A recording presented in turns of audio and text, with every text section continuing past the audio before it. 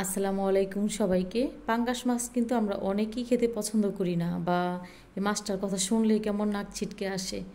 তবে এই মাছ দিয়ে কিন্তু খুবই মুখরোচক রেসিপি তৈরি করা যায়।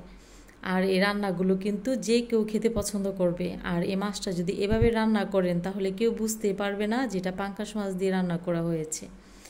আর পাঙ্গাস মাছের পেটি দিয়েও কিন্তু অনেক মজার মজার খাবার রান্না হয়। যেমন আজকের এই রেসিপিটি আমি করব খুবই মুখরোচক। পাঙ্গাস মাছের পেটি দিয়ে আজকে আমরা তৈরি করব সজনে পাতার তেল জাল। আর এই তেল জাল রেসিপিটি একবার খেলে আপনারা বারবার খেতে চাইবেন, খেতে ঠিক এতটা মজার। তো মাছগুলো প্রথমে গরম পানিতে খুব ভালো করে সিদ্ধ করে নেব। আর মাছের উগ্র গন্ধটা দূর করার জন্য এখানে আমি দিয়েছি লেবু পাতা। আপনারা লেবু পাতার পরিবর্তে এখানে লেবুটা ব্যবহার করতে পারেন, তবে আমার কাছে মনে হয় যে লেবু পাতা দিয়ে সিদ্ধ করলেই মাছের ফ্লেভারটা সুন্দর আসে। তো মাছটা যখন সিদ্ধ হয়ে যাবে ওই পর্যায়ে প্যান থেকে তুলে নিচ্ছি। আর তুলে নেওয়ার পর অন্য একটি কড়াইতে দিয়ে দিচ্ছি পরিমাণ মতো রান্নার তেল। আর তেলটা যখন গরম হয়ে আসবে ওই পর্যায়ে এখানে অ্যাড করছি পেঁয়াজ কুচি, ফালি করে কাটা কাঁচামরিচ। দেওয়ার পর এখানে দিয়ে দেবো স্বাদ মতো লবণ। আর লবণটা দেওয়ার কারণে কিন্তু পেঁয়াজটা খুব তাড়াতাড়ি নরম হবে এবং রান্নাটাও দ্রুত হবে, তাই এখানে লবণ দিয়েছি। আর লবণটা দিয়ে দেওয়ার পর নাড়াচাড়া করে পেঁয়াজটা একটু ভাজতে হবে। একটা পর্যায়ে যখন ভাজার পর এরকম নরম হয়ে যাবে ওই পর্যায়ে এখানে অ্যাড করব হলুদের গুঁড়া, দিয়ে দেব মরিচের গুঁড়া। যেহেতু এটা তেল ঝাল তাই একটু ঝালের পরিমাণটা একটু বাড়িয়ে দিতে হবে। ধনে এবং জিরা একসাথে আমি গুঁড়ো করে নিয়েছি, আর ওই গুঁড়োটাই এখানে ব্যবহার করছি। দিয়ে দিচ্ছি পরিমাণ মতো আদা রসুন বাটা। দেওয়ার পর সবগুলো উপকরণ একটু নাড়াচাড়া করে মিশিয়ে নিতে হবে। আর মিশিয়ে নেওয়ার পর এখানে অল্প একটু পানি অ্যাড করব। প্রথমে অল্প পানি দিয়ে ভালো করে কষিয়ে নিতে হবে।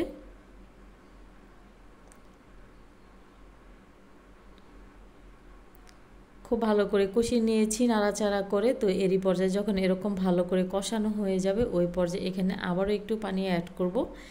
আর এই পানিটা দিয়ে আবারও একটু ভালো করে কষিয়ে নিতে হবে। যে কোনো রান্না খুব ভালো করে কষিয়ে রান্না করলে কিন্তু রান্নার স্বাদ বেড়ে যায়। খুব ভালো করে কষিয়ে নেওয়ার পর যে আগে থেকে মাছটা সিদ্ধ করে রেখেছিলাম ওই মাছের কাঁটা এবং উপরের যে চামড়াটা থাকে ওটা ফেলে দিয়েছি। ফেলে দিয়ে মাছগুলো এখানে ঢেলে দিয়ে তারপর একটু নাড়াচাড়া করে নিচ্ছি। একটু নাড়াচাড়া করে ভালো করে কষিয়ে নিচ্ছি। আর কষিয়ে নেওয়ার পর এখানে আমি আগে থেকে সজনে পাতা ছোট করে কেটে নিয়েছি, আর কেটে খুব ভালো করে ধুয়ে নিয়েছি। ধুয়ে নেওয়ার পর এখানে অ্যাড করছি সজনে পাতা। সজনে পাতাটা খুব কচি ছিল, আর কচি সজনে পাতা দিয়ে কিন্তু এই তরকারিটা খেতে অসাধারণ লাগে। রেসিপি ভালো লাগলে শেয়ার করার অনুরোধ রইল। আর যারা পাঙ্গাস মাছ খেতে পছন্দ করেন না তাদেরকে বলবো এভাবে করে রান্না করে দেখবেন, যে খেতে ঠিক কতটা মজা লাগে। আপনি যে কাউকে খাওয়ালে বুঝতে পারবে না যে এটা পাঙ্গাস মাছের তৈরি। খেতে এতটাই মজার, আর আমার কাছে তো ভীষণ ভালো লেগেছে। আমি তো আগে পাঙ্গাস মাছ আমার খাওয়া হতো না, কিন্তু প্রথম যখন আমি একদিন বেড়াতে গিয়েছিলাম তো তখন আমি প্রথমে পাঙ্গাস মাছ খেয়েছিলাম। তারপর থেকে পাঙ্গাস মাছ আমি মজা করে রান্নাটাও শিখে গেছি। তো সবাই খুব ভালো থাকবেন, সুস্থ থাকবেন। এতক্ষণ সাথে থাকার জন্য সবাইকে অনেক অনেক ধন্যবাদ জানাচ্ছি। আল্লাহ হাফিজ, আসসালামু আলাইকুম।